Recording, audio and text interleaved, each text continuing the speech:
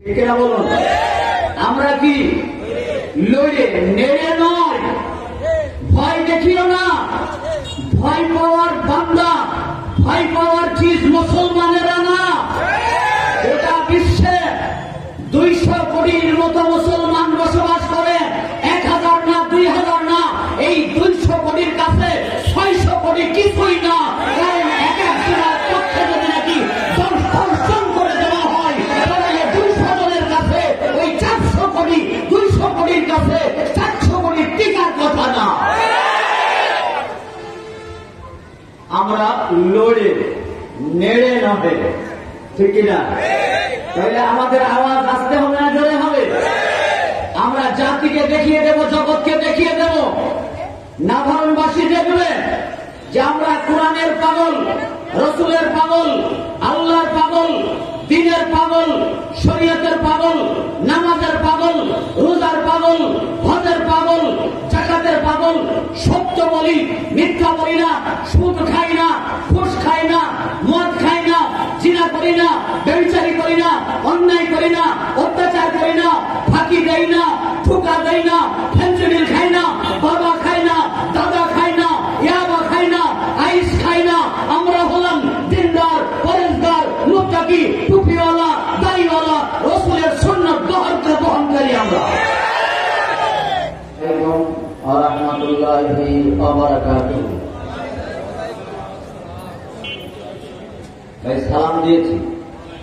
আসসালামু আলাইকুম ওয়া রাহমাতুল্লাহি ওয়া বারাকাতুহু। আলহামদুলিল্লাহ,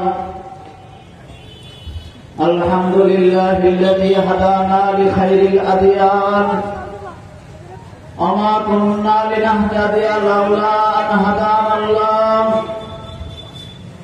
ওয়া আকমালা লানা দীনানা ওয়া আতাম্মা আলাইনা নি'মাতাহু ওয়া রাদিয়া লানাল ইসলাম দীনান ফালা না'বুদু ওয়া লা নাস্তাঈনু ইল্লা ইয়্যাহু وألف بين قلوب أهل الإيمان فأصبحوا بنعمته إخوانا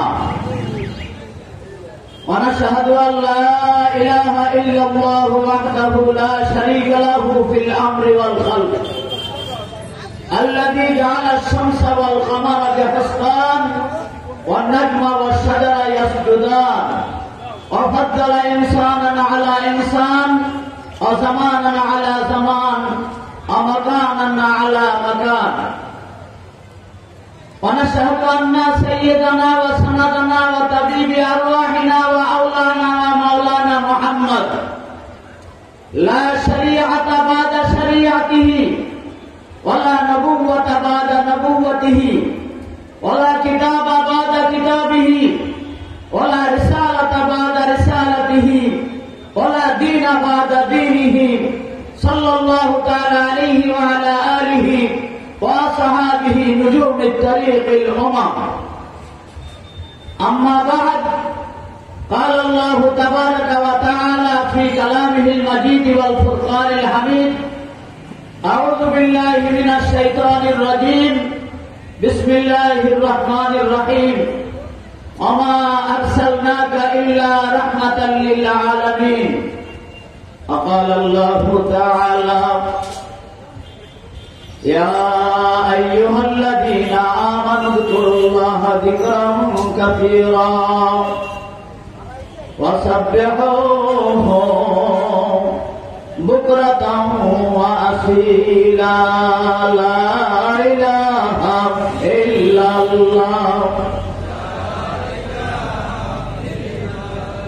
لا إله إلا الله، لا إله إلا الله،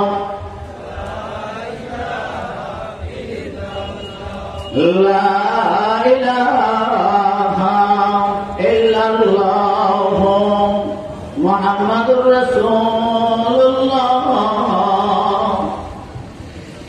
আলহামদুলিল্লাহ, চিরস্মরণীয় বরণীয় শ্রদ্ধার পাত্র, ঐতিহ্যবাহী নাভারণ বাজার গ্যারেজ পটির উদ্যোগে আয়োজিত 19তম বাৎসরিক সিরাতুন নবী সাল্লাল্লাহু আলাইহি ওয়াসাল্লাম ও দোয়া অনুষ্ঠানের মহামান্য স্বনামধন্য সভাপতি আলহাজ সালেহ আহমদ মেন্টু সাহেব, সভাপতি সারসা আওয়ামী লীগ। প্রধান অতিথি 10 নম্বর সারসা ইউনিয়নের সুযোগ্য চেয়ারম্যান জনাব মোহাম্মদ সোহরাব হোসেন সাহেব। আজকের মাহফিলের মধ্যমণি জনাব হাফেজ মাওলানা মোহাম্মদ আব্দুল গফফার সাহেব দামাত বরকাতুহুমুল আলিয়া সাহেব, ওয়াজিবুল এহতেরাম দিগার হযরত উলামায়ে কেরাম, বুজুর্গানে দ্বীন, জাকিরিন শাকিরিন, মুহিব্বিন মুসাফিরিন মুজাহিদিন, বয়োজ্যেষ্ঠ বয়োকনিষ্ঠ বয়স্ক ভাইরা, বৃদ্ধ বাবাজিরা, পর্দার আড়ালে অবস্থানরত আবেদা জাহেদা সরলা পর্দানিশীন মা ও বোনেরা, মহান আল্লাহ পাক পরওয়ারদিগারে আলমের দরবারে লাখ কোটি শুকরিয়া যে রব্বুল আলামিন আমাকে ও আপনাদিগকে এই প্রগতির যুগে, স্মার্ট ক্ষেপণাস্ত্রের যুগে, রাডার ও কম্পিউটারের যুগে, স্যাটেলাইট ও ইন্টারনেটের যুগে, সাইবারের যুগে, মারামারি হানাহানির যুগে, ফিতনা ফাসাদের যুগে, অন্যায় অত্যাচারের যুগে, গুম খুনের যুগে, ধর্ষণের যুগে, সকল ধরনের আপদ বিপদ মুসিবত থেকে হেফাজত করে 12 জুমা 12 রবিউল আউয়াল দিবাগত রাত্রে এই মহতি জলসায় এসে বসে তিনি কিছু কথাবার্তা বলা ও শোনার তৌফিক আল্লাহ দান ও ইনায়েত করলেন। তাই সমস্যায় সজরে স্বাচ্ছন্দ্যে হাস্যোজ্জ্বল অবস্থায় কালিমাতুশ শুকর আদায় করি, সকলেই বলি আলহামদুলিল্লাহ। শুকরিয়া আদায় করলাম কার? আল্লাহ। ছোট না বড়? তাহলে আমাদের আওয়াজ ছোট হবে না বড় হবে? মাইক মরা আওয়াজ দিয়ে মাঠে থাকা যায় না, আওয়াজ হবে বলিষ্ঠ। কারণ আমরা দুর্বল নহে, আমরা আকাই নামদার দায়দারে মদিনা দায়ের নবী আতিম নবী গুনাহগার উম্মতের কান্ডারি ইমামুল আম্বিয়া ওয়াল মুরসালিন রাহমাতুল্লিল আলামিন মাহমিনার নাম মনে আব্দুল্লাহ কলিজার টুকরা আরবের দুলাল, যেই নবীকে সৃষ্টি না করলে ইহ জগৎ পরা জগৎ, লাওহ কলম আরশ কুরসি গাছ গাছালি বৃক্ষ তরুলতা ফলমূল সাগর মহাসাগর, বাংলাদেশের পদ্মা মেঘনা যমুনা কবরতী জলেশ্বরী আর ফরজ সাগর হাজার তাওয়ারিকে হাবিবে আল্লাহর ভাষায় লাউলা কালামা খালাকুল আফলাক, হে নবী তোমাকে যদি তৈরি না করা হতো কিছুই তৈরি করা হতো না। সেই নবী মুহাম্মদুর রাসূলুল্লাহর আমরা হলাম উম্মত। ঠিক কিনা? দাম কম না বেশি? কে কে বিশ্বাস করেন বেশি? একটু হাত জাগান তো। আল্লাহু আকবারের অবস্থা এই।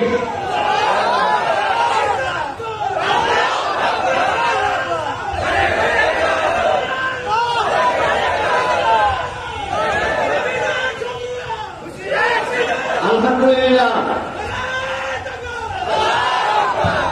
আমরা দুর্বল নহে, আমাদেরকে নেড়িয়ে বলা হয়। আসলে আমরা নেড়িয়ে না, ওই লকে দন্তান্ন দিয়ে পরিবর্তন করা হয়েছে। আমরা হলাম লড়ি। ঠিক না বলুন? আমরা কি লড়ে, নেড়ে নয়। ভয় দেখিও না, ভয় পাওয়ার বান্দা, ভয় পাওয়ার চিজ মুসলমানেরা না। গোটা বিশ্বে 200 কোটির মতো মুসলমান বসবাস করে, 1000 না 2000 না, এই 200 কোটির কাছে 600 কোটি কিছুই না। কারণ এক একজনের পক্ষে যদি নাকি দর্শন করে দেওয়া হয় তাহলে 200 জনের কাছে ওই 400 কোটি, 200 কোটির কাছে 400 কোটি টিকার কথা না। আমরা লড়ে নেড়ে নহে। ঠিক কিনা? তাহলে আমাদের আওয়াজ আসতে হবে না জোরে হবে? আমরা জাতিকে দেখিয়ে দেব, জগৎকে দেখিয়ে দেব, নাভারণবাসী দেখবে যে আমরা কোরআনের পাগল, রসুলের পাগল, আল্লাহর পাগল, দিনের পাগল, শরীয়তের পাগল, নামাজের পাগল, রোজার পাগল, হজের পাগল, জাকাতের পাগল। সত্য বলি, মিথ্যা বলি না, সুদ খাই না, ঘুষ খাই না, মদ খাই না, জিনা করি না, ব্যভিচারী করি না, অন্যায় করি না, অত্যাচার করি না, ফাঁকি দেই না, ধোঁকা দেই না, ফেন্সিডিল খাই না, বাবা খাই না, দাদা খাই না, ইয়াবা খাই না, আইস খাই না। আমরা হলাম দিনদার, পরেশদার, মুত্তাকি, টুপিওয়ালা, দাড়িওয়ালা, রাসূলের সুন্নাত বহনকারী আমরা। আমার ভাইরা, আমার বাবাজিরা, আজ সেই ব্যক্তির কথা আমরা আলোচনা করতে চলেছি, মহান ব্যক্তিত্ব, ঠিক কিনা? আবুল বাশার আদম থেকে নিয়ে শুরু করে কিয়ামত পর্যন্ত না ছিল, না আছে, না সামনে আসবে, ঠিক কিনা? তিনি হলেন নবী মুহাম্মদুর রাসূলুল্লাহ সাল্লাল্লাহু আলাইহি ওয়াসাল্লাম। আজকের মাহফিল তারই সিরাত বর্ণনার মাহফিল। অন্যদিকে না যে সিরাতের দিকে যাওয়াটাই আমি বেশি বাঞ্ছনীয় মনে করি। আল্লাহ পাক রব্বুল ইজ্জত রাসূলকে পাঠাবেন। রাসূল কি আজকের নবী? আদম আলাইহিস সালামের যুগের নবী? না তারও আরো আগের নবী? কতদিন আগের নবী? ছোট্ট একটা কথা বলি, আল্লাহ পাক পরওয়ারদিগারে আলম এখনো আরশ তৈরি করে নাই, ফরশ তৈরি করে নাই, জান্নাত তৈরি করে নাই, জাহান্নাম তৈরি করে নাই, দুনিয়া তৈরি করে নাই, ফেরেশতা তৈরি করে নাই, কোন মাখলুক তৈরি করে নাই। তার 1000 বছর আগে রাসূলুল্লাহ সাল্লাল্লাহু আলাইহি ওয়াসাল্লামকে সামনে নিয়ে হাত আব্দা কোরআন সূরাতুল ইয়াসিন তেলাওয়াত করে শোনালেন। ইয়াসিন ওয়াল কুরআনিল হাকিম ইন্নাকা লামিনাল মুরসালিন। সকলে বলেন সুবহানাল্লাহ। ইয়াসিন, হে মুহাম্মদ। আল্লাহ রাসূলকে অনেক নামে আহ্বান করেছেন। এ ভাইরা বাবাজিরা, সুন্দর করে শোনেন। আল্লাহ রাসূলকে অনেক নামে আহ্বান করেছেন। রাসূলকে ইয়াসিন বলে ডেকেছেন, রাসূলকে তোহা বলে ডেকেছেন, রাসূলকে মাহি বলে ডেকেছেন, রাসূলকে হাসিব বলে ডেকেছেন, রাসূলকে আকিব বলে ডেকেছেন, রাসূলকে খাতেম বলে ডেকেছেন, রাসূলকে তোহা বলে ডেকেছেন, রাসূলকে মুদাসসির বলে ডেকেছেন, রাসূলকে মুজাম্মিল বলে ডেকেছেন, রাসূলকে বাশীর বলে ডেকেছেন, রাসূলকে নযীর বলে ডেকেছেন, রাসূলকে মুহাম্মদ বলে ডেকেছেন, রাসূলকে আহমদ বলে ডেকেছেন, রাসূলকে মুস্তাফা বলে ডেকেছেন, রাসূলকে মুজতবা বলে ডেকেছেন, ঠিক কিনা? অনেক নামে রাসূলকে আল্লাহ তাআলা আহ্বান করেছেন।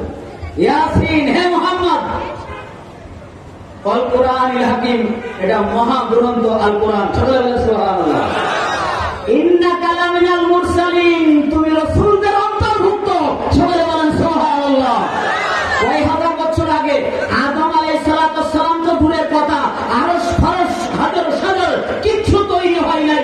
তার থেকে 1000 বছর আগে আল্লাহ পাক রব্বুল ইজ্জত মুহাম্মদুর রাসূলুল্লাহ সাল্লাল্লাহু আলাইহি সাল্লামকে সামনে নিয়ে এই কথা বলতেন।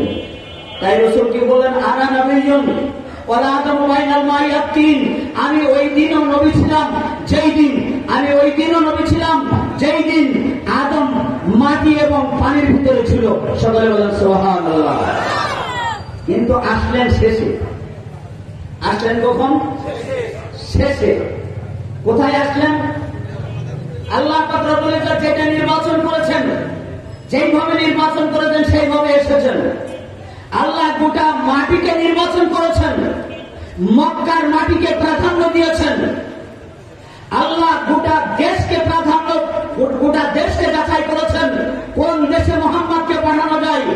আরবকে আল্লাহ পাক রব্বুল ইজ্জত নির্বাচন করেছেন। আরবের কোন অঞ্চলে যাওয়া যায়, মক্কাকে নির্বাচন করেছেন। বংশের দিক থেকে কোন গোত্রে দেওয়া যায়, তো বংশের দিক থেকে মুহাম্মদুর রাসূলুল্লাহ সাল্লাল্লাহু আলাইহি সাল্লামকে কুরাইশ বংশে দিয়েছেন। ব্যক্তি কাকে নির্ধারণ করা যায়, বাপ হিসাবে আব্দুল্লাহকে নির্ধারণ করেছেন। মা হিসাবে কাকে নির্বাচন করা যায়, মা আমিনাকে নির্বাচন করেছেন। সকলে বলেন সুবহানাল্লাহ, ঠিক কিনা? রাসূলের বাপের নাম জোরে বলেন, মার নাম আমিনা। নির্বাচন করলেন কে? বলেন স্বয়ং আল্লাহ। জোরে বলেন স্বয়ং আল্লাহ। আমার ভাইরা, নির্বাচন করার যোগ্যতা যদি আমার আপনার থাকতো, আর বলতাম, আল্লাহ যদি বলতেন যে তুমি কোন রাষ্ট্রে জন্মগ্রহণ করতে চাও, তো হয়তো আমি বলতাম অস্ট্রেলিয়া অথবা জাপান অথবা জার্মান অথবা আমেরিকা, ভালো রাষ্ট্রে, ঠিক কিনা? যদি বলা হতো বাপ নির্বাচন করার অধিকার দেওয়া হলো, বাপ নির্বাচন করো, তাহলে হয়তো আব্দুল জব্বার আব্দুল সাত্তারকে নির্বাচন করতাম না, একবারে বিল ক্লিনটন থেকে নিয়ে শুরু করে বড় বড় বিশ্বের হোতা মোতা যারা আছে তাদেরকে নির্বাচন করতাম, ঠিক কিনা? মা নির্বাচন করার অধিকার যদি আমার আপনার দেওয়া হতো, হয়তো খালেদা আয়েশা রহিমাকে নির্বাচন করতাম না, একেবারে বিশ্বের ফার্স্ট লেডি যে সব থেকে বিশ্বের নাম করা ওই মেয়েটাকে নির্বাচন করতাম, যে ওই মেয়ের পেটে আমি আসতে চাই। কিন্তু এটা আমার আপনার অধিকারে আল্লাহ দেয় নাই। এই সুপ্রিম অথরিটি, এই অধিকার রেখেছেন কে? আল্লাহ রেখেছেন। তো মুহাম্মদ রাসূলুল্লাহ সাল্লাল্লাহু আলাইহি সাল্লাম মাতৃগর্ভে আসলেন, যখন গর্ভ ধারণ করলেন, অন্য মেয়েরা গর্ভবতী হওয়া অবস্থায় কষ্ট পায়, মা আমেনা বলে আমার কোনো কষ্ট হয় নাই। বলেন সুবহানাল্লাহ। 6 মাস গর্ভের বয়স, বাচ্চা হলে কিছু পয়সা কড়ির প্রয়োজন। আব্দুল্লাহ ব্যবসায়ী কাজে সিরিয়ায় রওনা করলেন, প্রতিমধ্যে ভীষণ অসুস্থ হয়ে ইন্তেকাল করলেন। ছেলে ফিরে আসবে এই অপেক্ষায় আব্দুল মুত্তালিব বাবা কাফেলাদের কাছে জিজ্ঞাসা করে, আব্দুল মুত্তালিব জিজ্ঞাসা করে, আব্দুল্লাহ খবর জানো?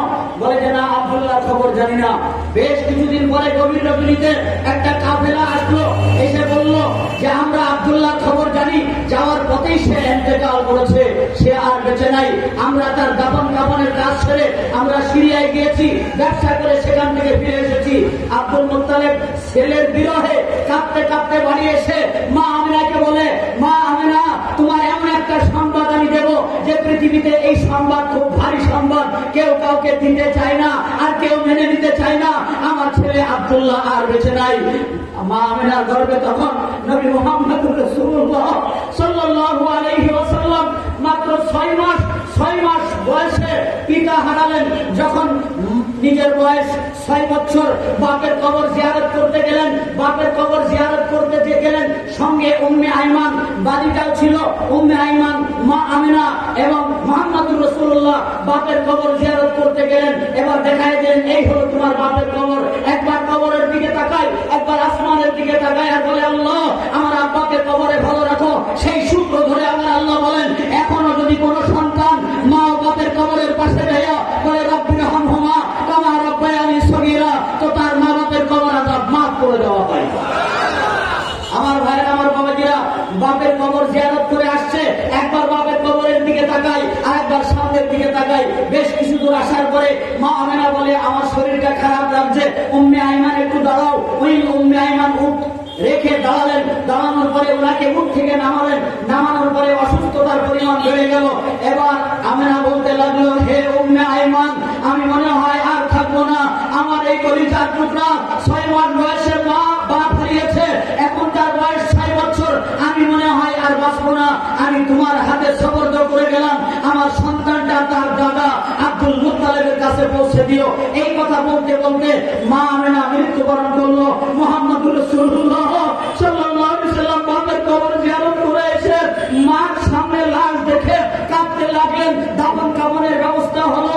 হুজুরে আকরাম সাল্লাল্লাহু আলাইহি সাল্লামকে উটের উপরে চড়ানোর জন্য উম্মে আইমান চেষ্টা করছে, বলে যে না, যাব না, কিন্তু যেতেই হবে। উপরে উঠলেন, উটের উপরে উঠলেন।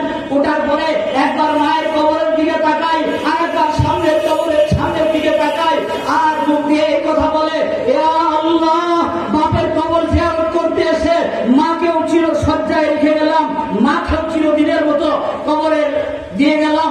আল্লাহ, তোমার হাতে সমর্থ করে গেলাম। এবার আসলেন, অপেক্ষা করছে আব্দুল মুত্তালিব যে বৌমা আমিনা এবং আমার পোতা ছেলে মুহাম্মদ আর বান্দি উম্মে আইমান আসবে। কিন্তু দেখে আসছে মাত্র 2 জন। একজন হলেন উম্মে আইমান, অপরজন হলেন উটের পিঠের পরে মুহাম্মদুর রাসূলুল্লাহ। অনতি দূর থেকে দাদাকে বলে, দাদা, বাপের কবর জিয়ারত করতে গিয়েছিলাম, মাকেও কবর দিয়ে এসেছি। জড়ায় ধরে দাদার মুখে চুমা দেয় আর কাঁদে যে বাপও নাই, মাও নাই। আব্দুল মুত্তালিব বললেন, কোনো চিন্তা নাই, আমি তো বেঁচে আছি, দাদা তো বেঁচে আছি, তো মুহাম্মদুর রাসূলুল্লাহ সাল্লাল্লাহু আলাইহি সাল্লামের অভিভাবক হলেন। তখন মুহাম্মদুর রাসূলুল্লাহ সাল্লাল্লাহু আলাইহি সাল্লামের অভিভাবক তখন হলেন আব্দুল মুত্তালিব দাদা। 8 বছর বয়স দাদাও ইন্তেকাল করলেন। উনি নিজে কায়িক পরিশ্রম করাকে পছন্দ করতেন। উনি মিথ্যা বলতেন না, উনি সত্য কথা বলতেন। গরিব অসহায় দুর্বল দুস্থদের সাহায্য করতেন এবং অন্যায় অত্যাচারের কাছে যেতেন না।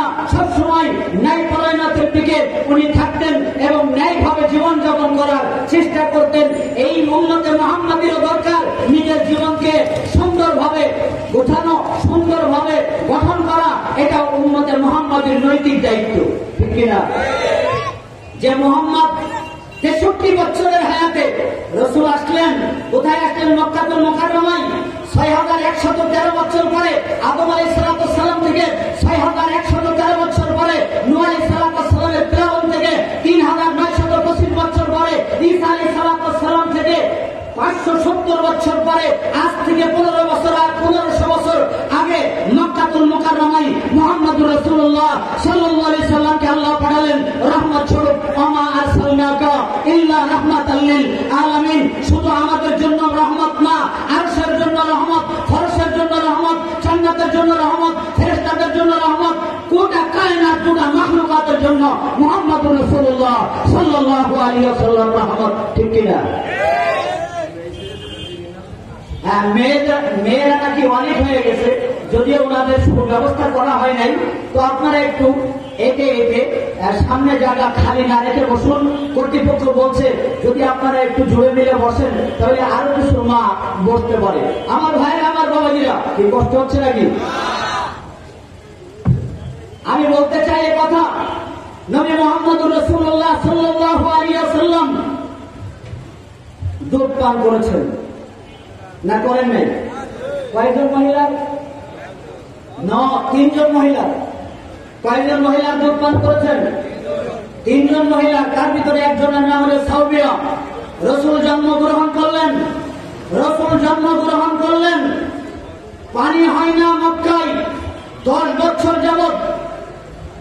আব্দুল মুত্তালিব মুহাম্মদুর রাসূলুল্লাহকে বলে নিলেন, চেহারার দিকে একবার তাকাই, আর পূর্ব গগন থেকে উদিত হওয়া সূর্যের দিকে একদিকে তাকাই। একবার মুহাম্মদের চেহারার দিকে তাকাই, আর একবার পূর্ব গগন থেকে উদিত হওয়া সূর্যের দিকে তাকাই। আব্দুল মুত্তালিব বলে, সূর্যের আলো থেকে মুহাম্মদের চেহারার আলো আরো বেশি ছিল। ইয়া সাহিবাল জামালি ইয়া সাইয়্যিদাল বাশার মিন ওয়াজহিকাল মুনির লাকাদ নাওয়ারাল কামার লা ইউমকিনু সামাউ কামা কানা হাক্কাহু বাদে আজ খোদা বুজুর্গ তুই কিসসায়ে মুখতাসার। সূর্যের কোনো আলো নাই, চন্দ্রের কোনো আলো নাই, নক্ষত্রের কোনো আলো নাই, এই লাইটেরও কোনো আলো নাই। সমস্ত আলোর মন্দা, সমস্ত আলোর উৎস মুহাম্মদুর রাসূলুল্লাহর চেহারা। সকলে বলেন সুবহানাল্লাহ। আমার ভাইরা, আমার বাবাজিরা, আব্দুল মুত্তালিব মুহাম্মদুর রাসূলুল্লাহকে নিয়ে লম্বা ঘটনা। তারিখ ইবনে খালদুনের ভিতরে মুহাদ্দিস ইবনে খালদুন লেখেন, সেটা বলছি। কাবায় গেলেন, রাসূলকে নিয়ে কাবায় গেলেন। কাবা ধরে বললেন, এ আল্লাহ, আমি বারবার এসেছি পানির জন্য, তুমি পানি দাও নাই। আজকে বাচ্চাটাকে নিয়ে এসেছি। বুহাইরা নামক ধর্মযাজক বলেছে এই ব্যক্তি নাকি আখিরি জামানার নবী, তো এই ব্যক্তির ওসিলা ধরে তোমার কাছে পানি চাই, তুমি পানি দাও। আল্লাহ পাক রব্বুল ইজ্জত গায়বী আওয়াজ করলেন, হে আব্দুল মুত্তালিব, এই সন্তানটা আমারও দরকার ছিল না। যদি তার নাম ধরে তুমি বৃষ্টি যেতে, তো চাইতে দেরি আমি আল্লাহ দিতে দেরি হতো না। কারণ তুমি মুহাম্মদকে পেয়েছো আর করে করে কাবায় নিয়ে এসেছো। প্রত্যন্ত অঞ্চলে বিভিন্ন দেশে মুহাম্মাদের উম্মত থাকবে, তারা তো মুহাম্মদকে পাবে না। ওই জায়গায় যদি মুহাম্মাদের ওসিলা ধরে আমার কাছে তার উম্মতেরা চাই, তো চাইতে দেরি আমি আল্লাহ দিতে দেরি হবে না। সকলে বলেন সুবহানাল্লাহ। আমার ভাইরা, আমার বাবাজিরা, রাসূলের চরিত্রে কোনো কলঙ্ক ছিল না। রাসূল একজন ন্যায়পরায়ণ ব্যক্তি ছিলেন, কোনদিন অন্যায় করেন নাই। 63 বছরের হায়াতে একদিন মিথ্যা কথা বলেন নাই। 63 বছরের হায়াতে একদিন মিথ্যা কথা বলে নাই।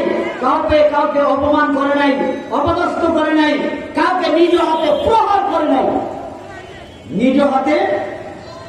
করে নাই। এমন একজন মহান ব্যক্তিত্বের নামে যদি নাকি ফ্রান্সে অথবা যে কোনো একটা রাষ্ট্রে অথবা বাংলাদেশের কিছু নাস্তিক, মুরতাদ, খুদাদ্রোহী এবং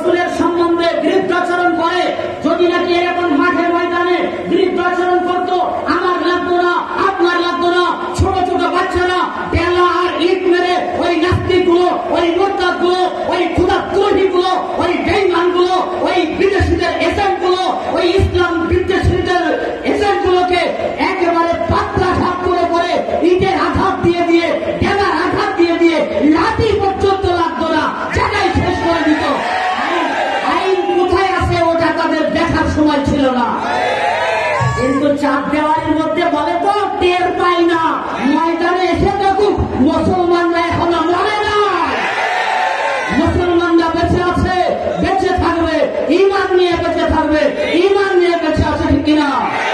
নারায়ে তাকবীর, নারায়ে তাকবীর। কোরআন হাদিসের আলো, কোরআন হাদিসের আলো, নারায়ে তাকবীর। আমরা রাসূল আকরাম সাল্লাল্লাহু আলাইহি ওয়াসাল্লামকে ভালোবাসি না বাসি না? টাকা থেকে, ছেলে থেকে, যাকে কিনা হাদিস শুনে বুখারী মুসলিমের ভিতরে আসছে, লা ইউমিনু আহাদুকুম হাত্তা কুনা আহাব্বা ইলাইহি মিন ওয়ালিদিহি ওয়া ওয়ালাদিহি ওয়ান নাসি আজমাইন। আপনি অতক্ষণ পর্যন্ত পূর্ণ মুমিন হতে পারবেন না যতক্ষণ পর্যন্ত মুহাম্মদুর রাসূলুল্লাহ আপনার কাছে, আপনার ছেলে থেকে, আপনার মেয়ে থেকে, আপনার স্ত্রী থেকে, আপনার বন্ধু বান্ধব থেকে, আপনার ব্যবসা বাণিজ্য থেকে, আপনার ক্ষেত খামার থেকে, আপনার চাকরি বাকরি থেকে, আপনার উঠা বসা থেকে, আপনার স্ত্রী থেকে, এমনকি আপনার জান থেকে বেশি প্রিয় না হতে পারবে ততক্ষণ পর্যন্ত আপনি পূর্ণ মুমিন হতে পারবেন না। ডক্টর ইকবাল কি সুন্দর না বলেছেন, इसके महबूब खुदा जिस दिल में हासिल नहीं लाखों मोमिन हो मगर ईमान में कामिल नहीं। আপনি মুমিন বলে দাবি করেন কিন্তু রাসূল সাল্লাল্লাহু আলাইহি ওয়াসাল্লামের কোন আদর্শ আপনার ভিতরে পরিলক্ষিত হয় না, আপনি পূর্ণ মুমিন বলে দাবি করতে পারেন না। বলে ভিতরে ঈমান আছে। আচ্ছা, ভিতরে ঈমান থাকলে বাইরে বোঝা যাবে না? যাবে না। যদি একটা কলা পাকে তাহলে আবরণ বা ছিলকা থেকে বোঝা যায় না? যায় না যে পেকেছে। আম পাকলে বোঝা যায় না? যায় না। একটা ফল পাকলে যদি বোঝা যায় ভিতরে পেকেছে ছিলকা দিয়ে, আবরণ দিয়ে, তার ওই প্রকাশ ঘটে আপনার ভিতরে ঈমান আছে না নাই আপনার মাথা দিয়ে পরিলক্ষিত হবে, চোখ দিয়ে পরিলক্ষিত হবে, কান দিয়ে পরিলক্ষিত হবে, মুখ দিয়ে পরিলক্ষিত হবে, হাত দিয়ে পরিলক্ষিত হবে, পা দিয়ে পরিলক্ষিত হবে, লেখনির মাধ্য দিয়ে পরিলক্ষিত হবে, বিবেক বিবেচনার মধ্যে দিয়ে পরিলক্ষিত হবে। কিন্তু দেখা যায় আপনি ঈমানদার বলে দাবি করেন, রাসূলের বিরুদ্ধে মিথ্যাচরণ করা হয় কিন্তু আপনার মুখে তুলো বাটা, আপনি কোনো কথা বলতে পারেন না, বোঝা গেল আপনি পূর্ণ মুমিন না। আমার ভাইরা, আমার বাবাজিরা, আমরা রাসূলকে মহব্বত করি নিজেদের জান থেকে, নিজেদের আমাদের জানের থেকে বেশি দামি মুহাম্মদুর রাসূলুল্লাহ সাল্লাল্লাহু আলাইহি ওয়াসাল্লাম। তো যে কথা বলতেছিলাম এদিকে গেলে লম্বা হয়ে যাবে। 3 জন মহিলা দুধ পান করেছেন আমার রাসূল। কয়জন? 1 জন হলেন সাউবিয়া। এই সাউবিয়া নিয়ে কথা উঠছিল। এই সাউবিয়া বাদী হলো আবু লাহাবের, যার নাম আব্দুল উজ্জা। আগে নাম ছিল আব্দুল উজ্জা। যখন রসুল হলেন, ছাপা মারওয়ার অনতি করে সকলকে ডেকে, গোত্রীয় মানুষকে ডেকে একত্রিত করলেন এবং বললেন, আমি আপনাদের কাছে বিশ্বাসযোগ্য লোক কিনা? বলে, বলো কি? আমরা আলামে ডিগ্রি দিয়েছি। আমি আপনাদের কাছে সত্যবাদী কিনা? বলে, তুমি কোনদিন মিথ্যাবাদী বলো নাই, তুমি কোনদিন মিথ্যা কথা বলো নাই, তুমি মিথ্যাবাদী নও। উনি বললেন, আমি যদি বলি এই পাহাড়ের পাদদেশে শত্রু বাহিনী সজ্জিত ভাবে তারা অপেক্ষা করছে আপনাদের পরে আক্রমণ করবে, তো আপনারা বিশ্বাস করবেন? সকলে হাত উঁচু করে বলল, হ্যাঁ বিশ্বাস করি। তা বলছে, তাই যদি বিশ্বাস করেন তাহলে করেন কুলু লা ইলাহা ইল্লাল্লাহ তুফলিহুন, তোমরা সকলে লা ইলাহা ইল্লাল্লাহ পড়ো, সফলতা পেয়ে যাবে। আমার ভাইরা, আমার বাবাজিরা, ওই সময় আবু লাহাব দাঁড়িয়ে বলল, আলে হাদা জামাতানা ইয়া মুহাম্মদ, হে মুহাম্মদ, তুমি কি আমাদেরকে এই জন্য একত্রিত করেছো? তাআল্লাহ তোমার ধ্বংস আসুক, তুমি ধ্বংস হয়ে যাও। আল্লাহ বলে, হে আবু লাহাব, মুহাম্মদ ধ্বংস হবে না, ধ্বংস তুই হয়ে যাবি। আমি লাহাব এই সূরা অবতীর্ণ করলেন এবং আবু লাহাব ধ্বংস হলো। জঙ্গে বদর অনুষ্ঠিত হলো। জঙ্গে বদরে হুজুরের শত্রুরা এরাই সব মারা গেল, কিন্তু আবু লাহাব গিয়েছিল না, বাড়িতে ছিল। 3 দিন পরে তার পক্ষ হলো, ওই পক্ষে মারা গেল। মারা যে 3 দিন ডাঙায় ছিল। কয়দিন ডাঙায় ছিল? 3 দিন পচে বন্ধ বাইরে।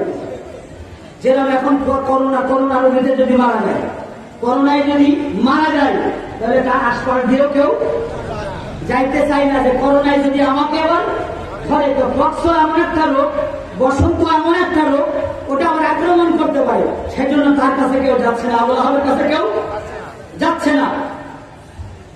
শেষ পর্যন্ত করলো কি, একটা একেওয়ালা বাঁশ, কি বাঁশ, একেওয়ালা বাঁশ কাটলো, আর একটা গর্ত খুদাই করলো, করে অনতি দূর থেকে ওই আগালে দিয়ে গুততি ওই আগালে দিয়ে গুতাইতে ওই গর্তের ভিতরে ফেললো।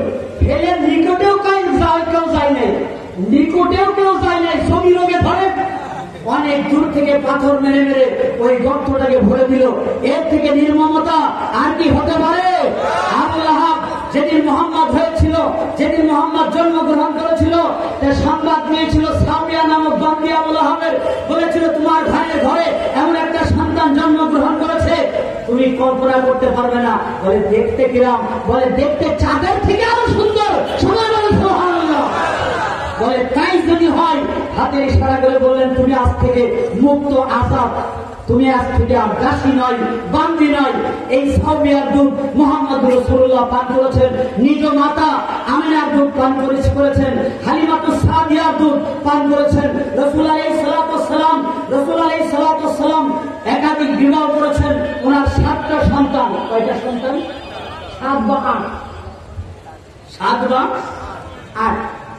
তো এবার কহে যদি 1 ধরা হয়, বাবুসাহেব, তো এবার কহে যদি 1 ধরা হয় তাহলে হয় 7, আর তৈয়ব তহে যদি ভিন্ন ধরা হয় তাহলে হয় 8। ছেলে 4টার নাম শোনেন, তৈয়ব, তহের, কাসেম, ইব্রাহিম। কয়টা হলো? 4টে। আর মেয়ে কয়জন? 4 জন। জয়নাব, কুলসুম, রুকাইয়া, ফাতেমা। সকলে বলেন সুবহানাল্লাহ। আর তৈয়ব তহে যদি 1 হয় তাহলে সন্তান কয়টা হলো? 7টা। আর তৈয়ব তহে যদি 2 জন হয় তো সন্তান কয়টা হলো? 8টা। জেনে রাখুন, এই 8 সন্তানের মধ্য থেকে বা 7 সন্তানের মধ্য থেকে 6 সন্তান অথবা 7 সন্তান হযরতে খাদিজাতুল কুবরা রাদিয়াল্লাহু তাআলা আনহার পেট থেকে জন্মগ্রহণ করেন। সকলে বলেন সুবহানাল্লাহ। খাদিজার বিবাহের ব্যাপারে ছোট্ট একটু কথা না বললেই নয়।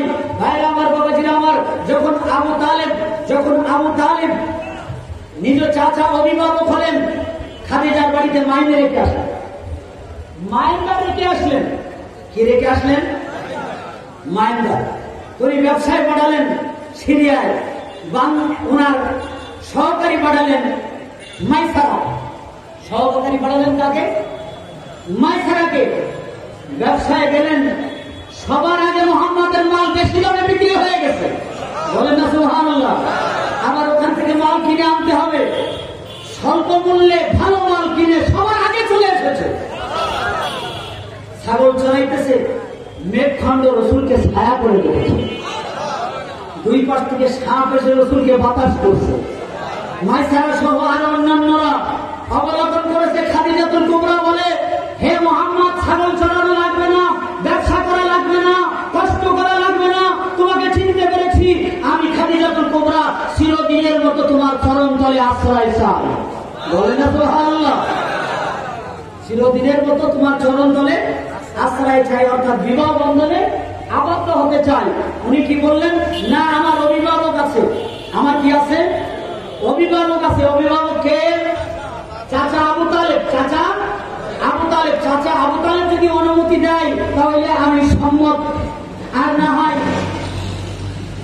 সম্মতি দেওয়া সম্ভব হবে না। তো অভিভাবকের দরকার বিবাহে আছে না নাই? কিন্তু আজকের যুগে অভিভাবক লাগে না। বড় বড় ইউনিভার্সিটিতে পড়াইছেন, ছেলে মেয়েকে পড়তে পড়াইছেন, সেখান থেকে বিবাহ হয়ে গেল, 3টে বাচ্চাও হয়ে গেছে। এবার ভ্যান করে বাড়ি আসছে। বাপ জিজ্ঞাসা করছে এরা কারা? বলে যে এরা তোমার পোতা ছেলে আর তোমার পত্নী আর নাতনি। তোমার পত্নী আর নাতনি। বলে যে বিবাহ হলো, জানতে পারলাম না। তো বলে যে মাল বড় ছিল, যদি জানাজানি করা হতো তো হতো না। কথা বুঝলেন? যদি জানাজানি হতো তাহলে কি এটা হতো না? ও হতো সারা কপাল পোড়া দুর্ভাগ্য বদনসিব। যে মা তোমার নারী ছিঁড়ে বের করেছে, যে বাপ অক্লান্ত পরিশ্রম করে তোমাকে পড়িয়েছে, সে বাপ জানবে না, মা জানবে না, দাদা জানবে না, দাদি জানবে না, নানা জানবে না, নানি জানবে না, খালা জানবে না, খালু জানবে না, ফুপা জানবে না, তুমি জানবে না। তুমি বিবাহ করবা, তোমার মতো কুলাঙ্গার সন্তান আমাদের জন্য দরকার নাই, কারণ তুমি একটা কুলাঙ্গার, তুমি সন্তান নয়, তুমি তত্ত্বগতন শয়তান। আমার রাসূল বললেন, কথা বুঝতে পেরেছেন? আমার রাসূল বললেন আমার অভিভাবক আছে। আমার কি আছে? অভিভাবক আছে। চাচার কাছে এসে কথা বললে চাচা আবু তালেব বললেন ছাড়া যাবে না। জোরে বলেন সুবহানাল্লাহ। চাচা কি বললেন? ছাড়া যাবে না। 9 চাচা এবং কিছু চাচাতো ভাইরা সহ খাদিজাতুল কুবরার বাড়িতে গেলেন, বিবাহ হয়ে গেল। সকলে বলেন সুবহানাল্লাহ। খাদিজাতুল কুবরা রাদিয়াল্লাহু তাআলা আনহা শিল্পপতি ছিলেন, 1-2 কোটি টাকার মালিক ছিলেন না। তদানীন্তন কালের টাকার হিসাব আমি বলছি, সিরাতে সারওয়ারে কায়নাত লিখেছে 30,000 কোটি টাকার মালিক ছিলেন। তদানীন্তন কালে কয় হাজার টাকার মালিক? 30,000 কোটি টাকা। 30,000 কোটি টাকার মালিক ছিলেন খাদিজাতুল কুবরা। সব মুহাম্মাদের হাতে দিয়ে দিলেন। মুহাম্মদুর রাসূলুল্লাহ সাল্লাল্লাহু আলাইহি সাল্লাম নিজের জন্য রাখেন নাই, নিজের জন্য রাখেন নাই। মক্কার অলিতে গলিতে এলান করে দেওয়া হলো, গরিব অসহায় দুর্বল দুস্থ বিধবা এতিম যে যেখানে আছো সকলেই চলে এসো, খাদিজাতুল কুবরার মাল মুহাম্মাদের হাত দিয়ে বিতরণ হবে। খাদিজাতুল কুবরা রাদিয়াল্লাহু তাআলা আনহার মাল রাসূল আকরাম সাল্লাল্লাহু আলাইহি সাল্লাম বিতরণ করতে লাগলেন। খাদিজার কোনো কি নাই, হেডেক নাই, চিন্তা নাই, শুধু কানে কানে এসে বললেন দুপুরে রান্নার কথাটা যেন আপনার স্মরণ থাকে, দুপুরে রান্নার কথাটা যেন স্মরণ থাকে। আর আজকে আমাদের মহিলারা এমন, আমি খারাপ বলছি না, আন্ডারস্ট্যান্ড করছি না, কিছু মহিলা এরকম যদি মাদ্রাসায় কিছু দেয়, মসজিদে কিছু দেয়, গরিবকে কিছু দেয়, জনকল্যাণমুখী কোনো কাজে কিছু দেয়, তো বাড়ি গেলে বলে যে হ্যাঁ বড় দানবীর সেরেছে হাজী মহাসিন সাহেব। ছেলেটার কাছেও জিজ্ঞাসা করার দরকার পড়লো না, মেয়েটার কাছেও না, আর আমার কাছে তো নাই, আমার কাছে তো নাই। মানে দরকার হলে কবিরাজের কাছে জিজ্ঞাসা করে, দরকার হলে এখানে জিজ্ঞাসা করা, এখানে জিজ্ঞাসা করে নাই। এরকম অসহযোগিতা আমাদের যুগের মেয়েরা করে থাকে। তাই যদি না করে থাকে, তুমি রমণী হয়ে আমার দেশের একজন মহিলা হয়ে মসজিদের ব্যাপারে তুমি বলো যে মুসলমানদের কাজ যে মসজিদ দখল করা, মসজিদ মুসলমানদের কাজ শুধু ভূমি দখল করে মসজিদ করা। কোন ভূমি দখল করে মুসলমানেরা মসজিদ করে নাই। এই মসজিদের জমিগুলো অর্থকৃত, সরকারের ঘরে অর্থকৃত। এই ঘরে নামাজ পড়া হয়, তেলাওয়াত করা হয়, জিকির করা হয়, তাসবিহ তাহলিল করা হয়, সিজদা করা হয়। এখানে কোনো অন্যায় অত্যাচার করা হয় না। এই মসজিদের বিরুদ্ধে তোমার কথা বলা এটা সমীচীন হয় নাই। তুমি এখনো উদ্ধার করো, তওবা করো, জাতির কাছে ক্ষমা চাও, নাইলে এই জাতি বিলকবান জাতি, এই জাতি তোমাকে ছাড়বে না। আর তোমার যারা আশ্রয় প্রশ্রয় দেয়, তোমার যারা আশ্রয় প্রশ্রয় দেয়, তাদেরকেও জাতি ছাড়বে না। আমার ভাইরা, আমার বাবাজিরা, একাই নামদার কায়দারে মদিনা মুহাম্মদুর রাসূলুল্লাহ বিতরণ করে দিলেন সব, ঠিক কিনা? বিতরণ করে, কারণ উনি তো রহমত। উনি কি? ওমা আরসালনাকা ইল্লা রাহমাতাল লিল আলামিন। উনি গোটা জাতির জন্য, উনি গোটা জগতের জন্য, গোটা কায়নাতের জন্য রহমত। রাসূল আর একটা কথা বললেন, অনেক লম্বা কথা, রাসূলের পিরিয়ড বর্ণনা করতে গেলে তো আসলে 4-5 থেকে অনেক কথা এসে শুধু আঘাত হামলে থাকে। তারাক্তু ফীকুম আমরাইন লাম তাদিল্লু মা তামাসসাকতুম বিহিমা কিতাবাল্লাহি ওয়া সুন্নাত রাসূলি। ও আমার যুবক ভাইরা, ও আমার বৃদ্ধ বাবাজিরা, ও আমার সন্তানেরা, শুনে রেখে দাও, তোমরা অতক্ষণ পর্যন্ত গোমরাহ হবে না, পথভ্রষ্ট হবে না, লাঞ্ছিত হবে না, বঞ্চিত হবে না, অপমানিত হবে না, তোমাদেরকে কেউ ক্ষতি করতে পারবে না। তোমরা যদি 2টা জিনিসকে মজবুত করে ধরে রাখতে পারো, একটা হলো কোরআনে কারীম, আর একটা হলো হাদিসে নবী সাল্লাল্লাহু আলাইহি ওয়াসাল্লাম, ঠিক কিনা? আজকে মুসলমান কোরআনও ছেড়েছেন, হাদিসও ছেড়েছেন। वो जमाना मुअज़्ज़ज़ था, हामिले गुनाहों कर हम জলিলতা খার হয়ে তারিখে তোলা হকার ওই যুগ শ্রেষ্ঠ যুগ ছিল। মুসলমানদের পায়ে সকলেই কর্নিশ করত, মুসলমানদের পায়ে কর্নিশ করত, কারণ বুকে ছিল তাদের কোরআন, আর হাতে ছিল তলোয়ার, আর মুখে ছিল জিকির। আর এখনকার মুসলমানদেরকে মানতে চায় না, এখনকার মুসলমানদের কি চায় না, মানতে চায় না, কারণ মুখে গান আর হাতে একতারা, দোতারা, তিনতারা, আর বুকে হলো সারে কামা পা হারমোনিয়াম। ঠিক কিনা? এই মুসলমানদেরকে মানবে? ওই মুসলমানকে মেরেছে যেই মুসলমানের মুখে ছিল জিকির, মুখে ছিল কোরআন, হাতে ছিল তলোয়ার। আর এখন মুসলমানদের হাতে হারমোনিয়াম, হাতে হলো দোতারা, আর বুকে হলো হারমোনিয়াম, আর মুখে হলো গান। আমার ভাইরা, এই জন্য মুসলমানদেরকে কেউ ভয় পায় না, কিন্তু মুসলমানদের তদানীন্তনকালে ভয় পেত, কারণ তারা মনে ছিল মুসলমান। মনে করেন এই একটা দেওয়াল, নিচে একটা বাঘ আঁকানো, আর উপরে লেখা বয়াকার ধরা বাঘ। এই বাঘের কেউ ভয় করবে? জোরে বলেন, এই বাঘের কেউ ভয় করবে? কেন ভয় করবে না বলেন তো? এ আসলে বাঘ? এ আসলে বাঘ না, এ কাগজে বাঘ। এ কি বাঘ? দেওয়ালে বাঘ, কাগজে বাঘ। এই বাঘের ভয় করবে না। কিন্তু যদি বাঘ বাস্তবে অত বড় বাঘেরও দরকার নেই, ছোট একটা নেকড়ে বাঘ যদি যায় তো সব আইলে তো খাইলে তো, ঠিক কিনা? তো মুসলমান যদি এখনো কাগজে মুসলমান না হয়ে মূলে মুসলমান হয়, আদম সুমারিতে মুসলমান না হয়ে আল্লাহ দরবারে মুসলমান হয়, তো এই নাস্তিক বলেন, মুরতাদ বলেন, ইহুদি বলেন, নাসারা বলেন, খ্রিস্টান বলেন, কার্ল মার্কসের দল বলেন, লেনিনের দল বলেন, মাও সেতুনের দল বলেন, এরা হলো মাকড়সার দলা। যদি একটা বেগুলোর ছুটা দিয়ে জুত করে ঝাড়ু দেওয়া হয়, এরা তাসনাস হয়ে যাবে, ছিন্ন বিচ্ছিন্ন হয়ে যাবে। অকল জাওয়াল হক অজাহাকাল বাতিল, ইন্নাল বাতিলা কানা যাহুকা। ফাঁক আসলে বাতিল এমন ভাবে চলে যাবে যেরকম আলো আসলে অন্ধকার চলে যায়। ঠিক না?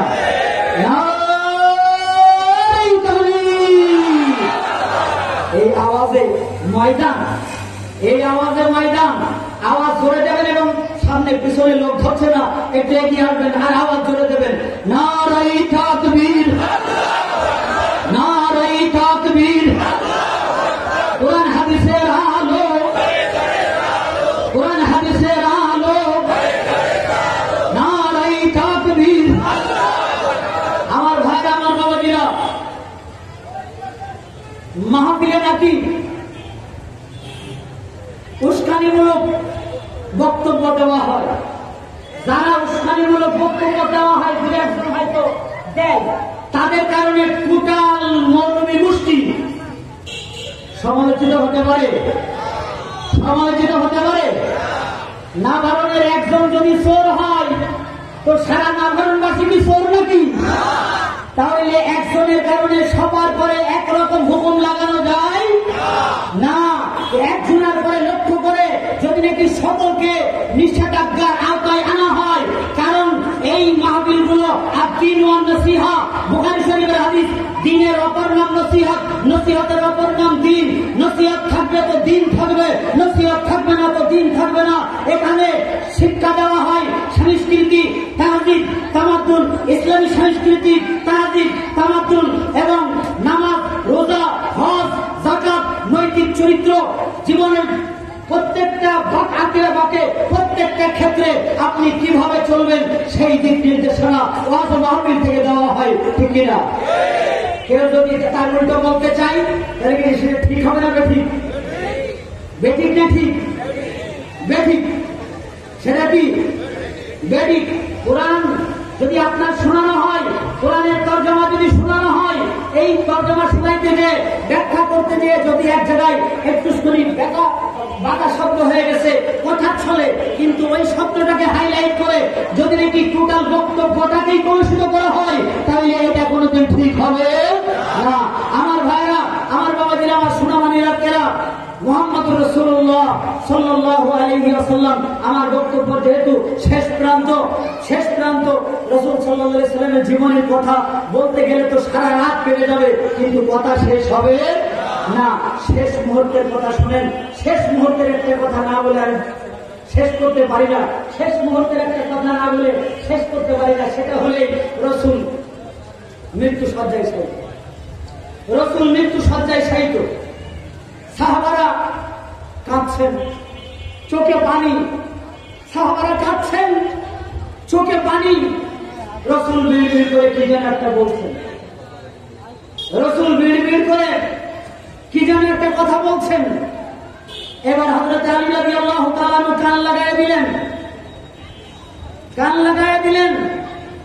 দেওয়ার পরে উনি শুনতে পেলেন রাসূল বলছেন, আসসালাত আসসালাত আসসালাত, উম্মত নামাজ নামাজ নামাজ।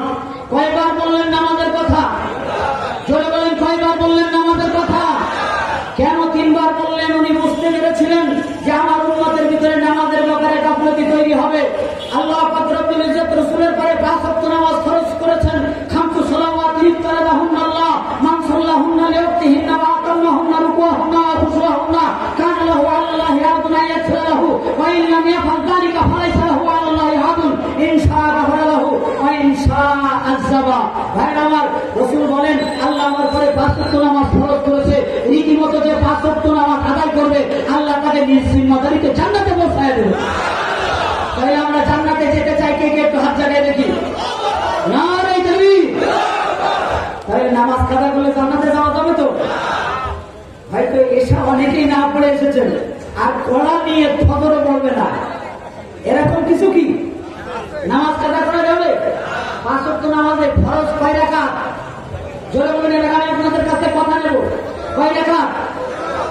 17 রাকাত। ফজরে 2 রাকাত। রাসূল ডাক দিয়া দিয়া বলেন, ফজরের নামাজ 2 রাকাত যে আদায় করবে, 1 রাকাতের জন্য আল্লাহ দিনের জিম্মাদার হবেন, অপর রাকাতের জন্য আল্লাহ রাতের জিম্মাদার হবেন। যোহরে 4 রাকাত, আসরে 4 রাকাত, 4 আর 4 8 রাকাত। এই 8 রাকাত নামাজ যে আদায় করবে, জান্নাত হলো 8টি জান্নাতের দরজা আল্লাহ তার জন্য খুলে দিবেন। মাগরিবে 3 রাকাত, এশায় 4 রাকাত, 4 আর 3 7 রাকাত। জাহান্নাম কয়টি? রাসূল ডাক দিয়া দিয়া বলেন, এই 7 রাকাত নামাজ যে রীতিমতো আদায় করবে, এই 7 রাকাত নামাজ যে রীতিমতো আদায় করবে, আল্লাহ তাআলা তাকে 7টি জাহান্নামের দরজা তার জন্য হারাম করে দেবেন। তাহলে জাহান্নামের দরজায় তালা, জান্নাতের দরজা খোলা।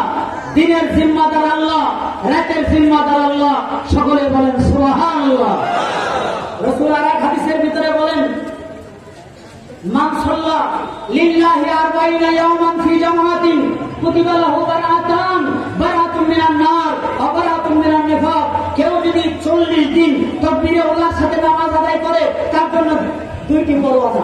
কয়টি পরওয়ানা? 2টি পরওয়ানা। 1 নম্বর পরওয়ানা, মুনাফিকের দপ্তর থেকে তার নাম ফেলে দেওয়া হবে। কোন দপ্তর থেকে? মুনাফিকের দপ্তর থেকে। তাহলে মুনাফিকের দপ্তর থেকে কেটে দিলে আরেকটা দপ্তর বাকি থাকে, সেই দপ্তরটার নাম মুমিন। সকলে বলে সুবহানাল্লাহ। তার মুমিনের দপ্তরের নাম লিখে দেওয়া হবে। 2 নম্বর, নাম্বার 2, জাহান্নামের দপ্তর থেকে নাম কেটে দেওয়া হবে। তাহলে দপ্তর আরেকটা বাকি থাকে, সেই দপ্তরটার নাম কি? সেই দপ্তরটার নাম হলো জান্নাত। জান্নাতের দপ্তরে নাম লিখে দেওয়া হবে। তাহলে জাহান্নামের দপ্তর থেকে নাম কাটা, জান্নাতের দপ্তরে নাম লেখা। মুনাফিকের দপ্তর থেকে নাম কাটা, মুমিনের দপ্তরে নাম লেখা।